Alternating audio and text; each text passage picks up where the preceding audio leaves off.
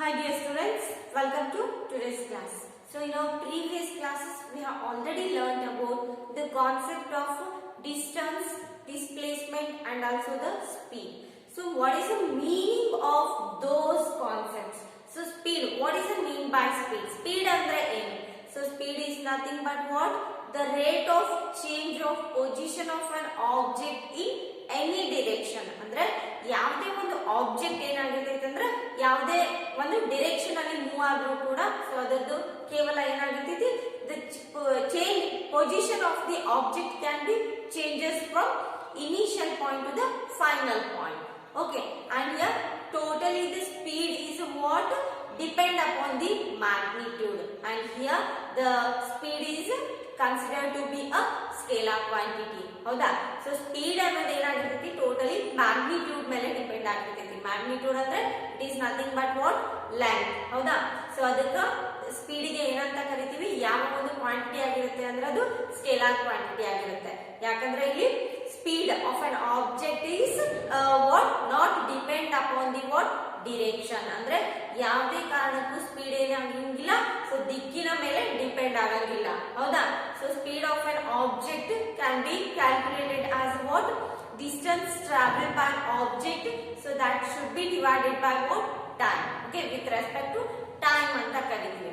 And here coming to the next concept, that is what velocity. So velocity is nothing but what, here it is a what speed of an object moving in a definite direction. So ಇಲ್ಲಿ ಏನಾಗಿರುತ್ತೆ ಅಂದ್ರೆ ಯಾವುದೇ ಒಂದು definite direction ಅಲ್ಲಿ. So speed ಅಂದ್ರೆ ಏನಾಗಿರುತ್ತೆ ಅಲ್ಲಿ direction doesn't matter at all. So in case of the speed, but here in case of the velocity of an object, here speed and direction both are important. So ಇಲ್ಲಿ ಏನಾಗಿರುತ್ತೆ ಯಾವ ರೀತಿಯಾಗಿ ನೋಡ್ರಿ. So velocity ಅಂದ್ರೆ ಏನು? It is a quantity which specifies both like a speed dependent ಆಗಿರುತ್ತೆ ಮತ್ತು direction ಅಂದ್ರೆ ಯಾವುದೇ ಒಂದು ದಿಕ್ಕುಗಳ ಮೇಲೆ ಕೂಡ ಡಿಪೆಂಡ್ ಆಗಿರುತ್ತೆ. So if it takes what towards east or towards north ಆಗಿರಬಹುದು, ಸೊ ಯಾವ ಒಂದು ದಿಕ್ಕಿಗೆ ಚಲಿಸುತ್ತೆ ಅದು. ಹೌದಾ? So or it may towards what west. ಹೌದಾ? ಸೊ ಈ ರೀತಿಯಾಗಿ so it is totally depend upon what speed and direction of an object. ಹೌದಾ? ಸೊ ಸ್ಪೀಡ್ ಅಂದ್ರೆ ಏನು? Speed is totally independent of the direction of an object. ಹೌದಾ? So speed ಅಂದ್ರೆ ಇಲ್ಲಿ ಏನಾಗಿರುತ್ತೆ, the motion of an object. So it can have it here the speed of an object is what nothing but motion of an object, and here in case of the speed direction is not mentioned. Okay, and here in case of the velocity, here speed and direction ಅಂದ್ರೆ ಇಲ್ಲಿ ಎರಡು ನಮಗೆ ಬೇಕು. ಹೌದಾ? So speed ಮತ್ತು direction ಎರಡರ ಮೇಲೆ depend ಆಗಿರುತ್ತೆ ಯಾವುದು ವೆಲಾಸಿಟಿ. ಹೌದಾ?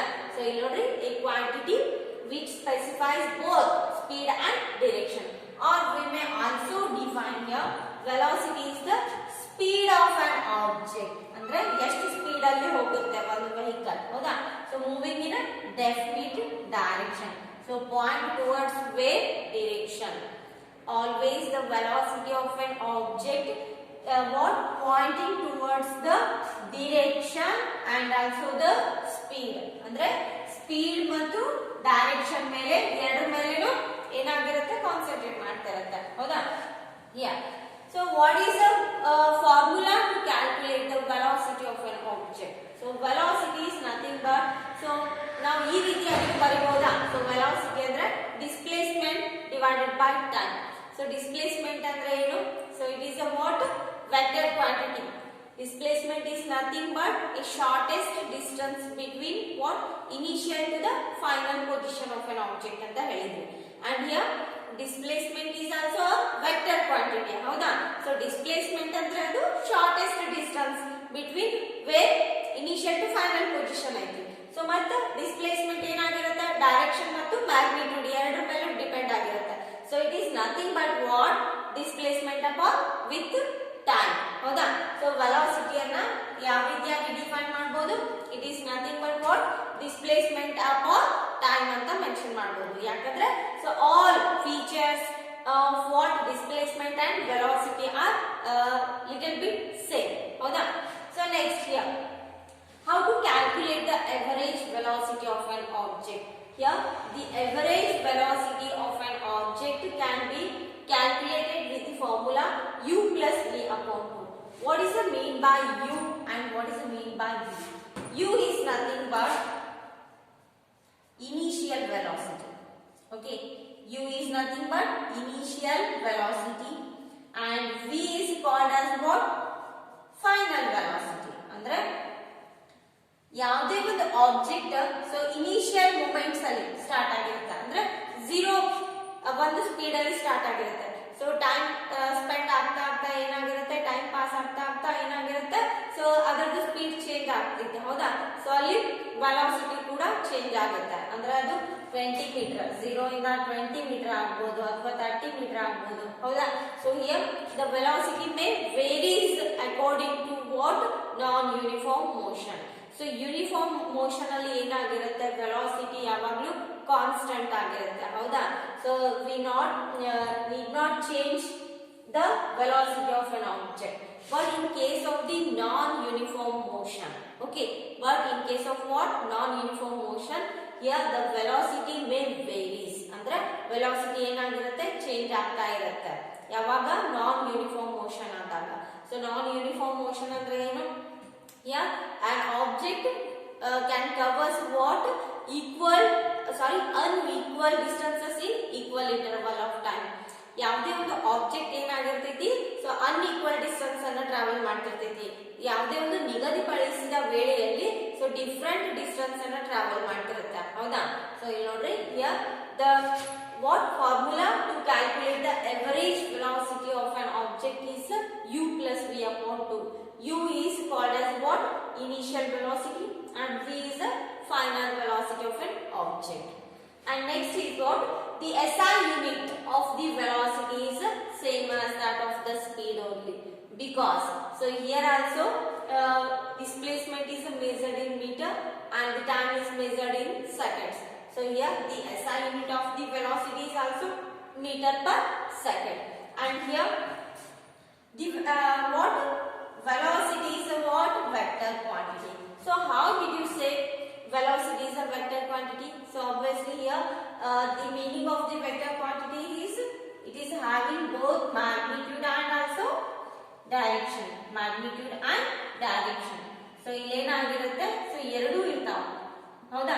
So vector quantity is nothing but it has a both magnitude and direction. ಅಂದ್ರೆ ಸೊ ಎರಡೂ ಡಿಪೆಂಡ್ ಆಗಿರುತ್ತೆ. Magnitude is nothing but length of an object ಆಗಿರುತ್ತೆ ಮತ್ತು ಡಿರೆಕ್ಷನ್ ಮೇಲೂ ಡಿಪೆಂಡ್ ಆಗಿರುತ್ತೆ.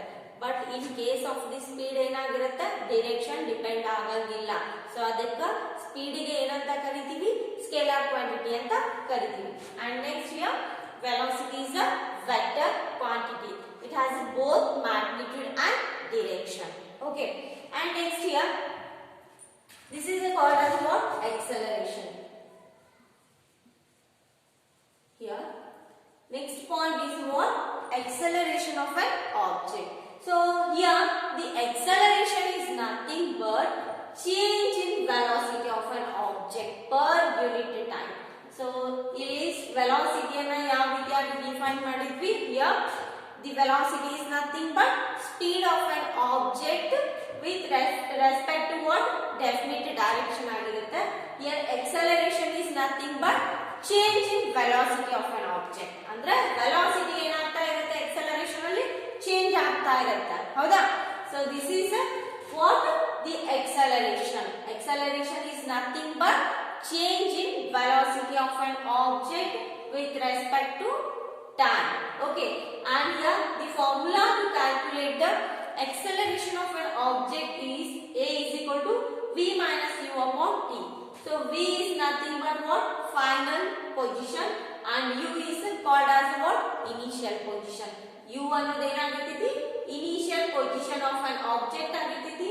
v ಅನ್ನೋದು ಏನಾಗಿರ್ತೈತಿ? Final position of an object ಆಗಿರುತ್ತೆ. Okay, with respect to what? Per unit time. And here, let us take an example to understand the acceleration concept. Here, a vehicle it starts from point A towards here the point A is considered as the initial and point C is called as what? Final position. So when it starts its journey towards the sea, so slowly it comes towards what?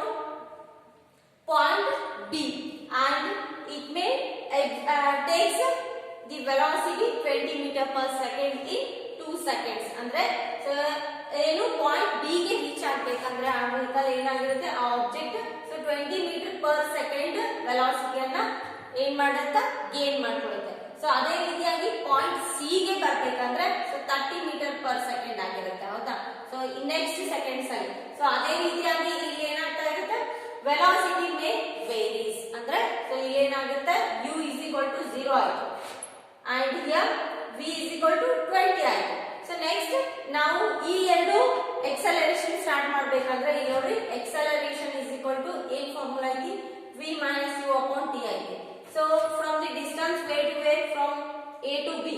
So ಯಾವ ರೀತಿ ಆಗಿರುತ್ತೆ, u always b ಆಗಿರುತ್ತೆ. Initial ಅಲ್ಲಿ v ಏನಾಯ್ತು, 20 ಆಯ್ತು. So 20 minus 0 upon t.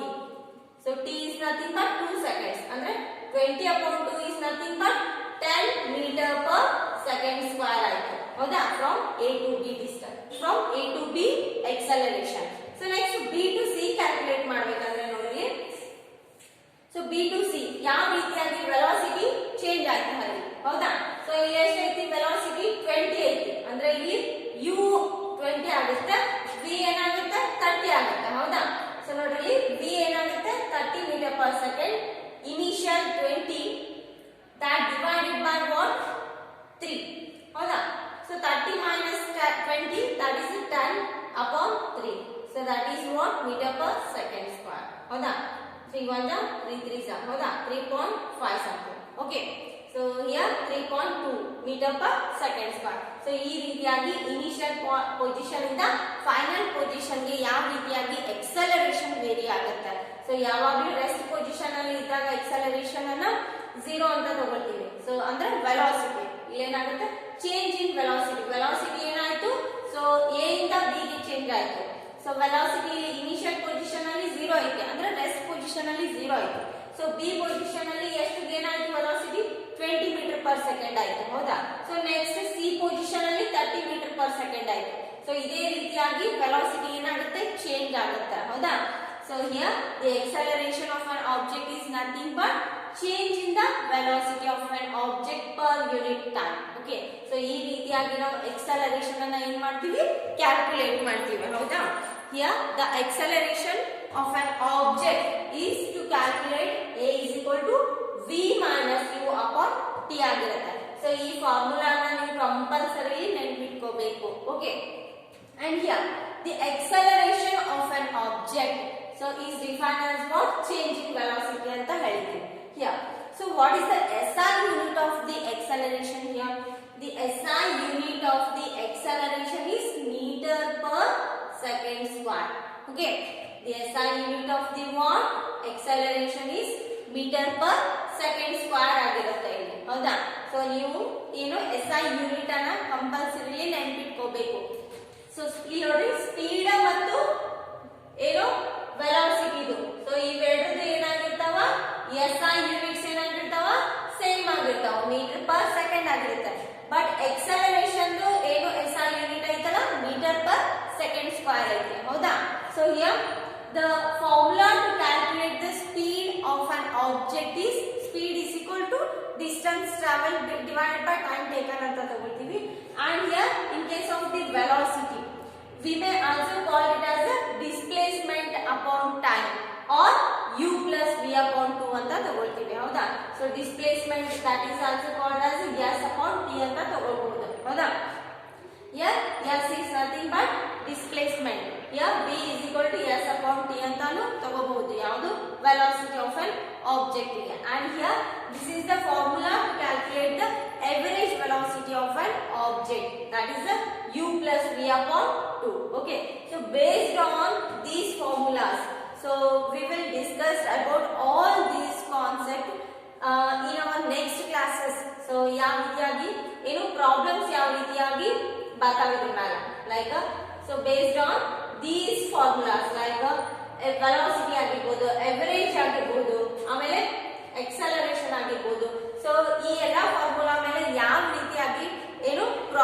Create ಆಗ್ತಾವ ಅನ್ನೋದ್ರ ಬಗ್ಗೆ ನೆಕ್ಸ್ಟ್ ಕ್ಲಾಸಸ್ ಅಲ್ಲಿ ಸ್ಟಡಿ ಮಾಡೋಣ. Okay, so remaining will continue